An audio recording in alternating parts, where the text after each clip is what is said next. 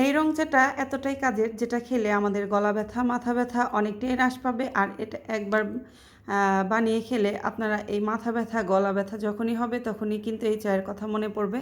তো এই স্পেশাল চাটা কিভাবে তৈরি করেছি সেটাই আপনাদের দেখাবো। তো আসসালামু আলাইকুম, কী অবস্থা, কেমন আছেন সবাই? আশা করি অনেক ভালো আছেন। ফারহানাস ড্রিম কিচেনে আপনাদের সবাইকে স্বাগতম। আর ফারহানাস ড্রিম কিচেন মানে অলওয়েজ ইজি এবং ভিন্নধর্মী রান্না, সেটা সবাই জানেন।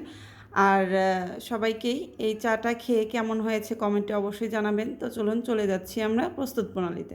আমি এখানে 1 কাপ পানি দিয়েছি, এবার আরও 1 কাপ দিচ্ছি। তো আমি টোটাল 2 কাপ পানি ব্যবহার করছি।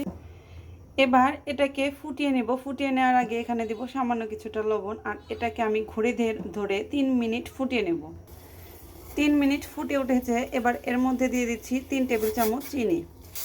1 টেবিল চামচ চা পাতি দেওয়া হয়ে গেছে। তো চা পাতি দিয়ে এটাকে 1 মিনিট জাল করার পরে এখানে দিয়ে দিচ্ছি কিছুটা আদা এবং 4টা লবঙ্গ এবং কিছুটা কালো জিরা। তো এটাকে 1-1.5 মিনিট জাল করার পরেই কিন্তু দিতে হবে, এবং এগুলোও দিয়ে কিন্তু আবার জাস্ট 1 থেকে 1.5 মিনিট জাল করে এটাকে নামিয়ে ফেলতে হবে। তাহলে রেডি হয়ে গেল আমাদের সেই ঔষধি রং চা, যেটা খেলে আমাদের গলা ব্যথা, মাথা ব্যথা, বিভিন্ন ধরনের ব্যথা থেকে অনেকটাই উপসর্গ করবে।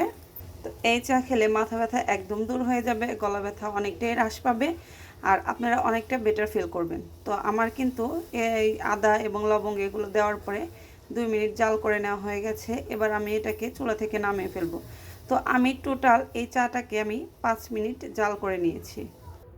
এবারে আমি এটাকে ছেঁকে দেখাচ্ছি এটা কতটা কালারফুল হয়েছে। তবে এ চায়ে কখনোই কিন্তু লেবু দিতে যাবেন না, কারণ আদার সাথে লেবু দিলে এর বিক্রিয়া ঘটতে পারে। তো সেই কারণেই কখনোই কিন্তু লেবু দেওয়া যাবে না। তো এটাকে ছেঁকে নিয়েছি, দেখতে পাচ্ছেন কালারটা কত সুন্দর হয়েছে, আর এর টেস্ট মাশাল্লাহ অনেক সুন্দর।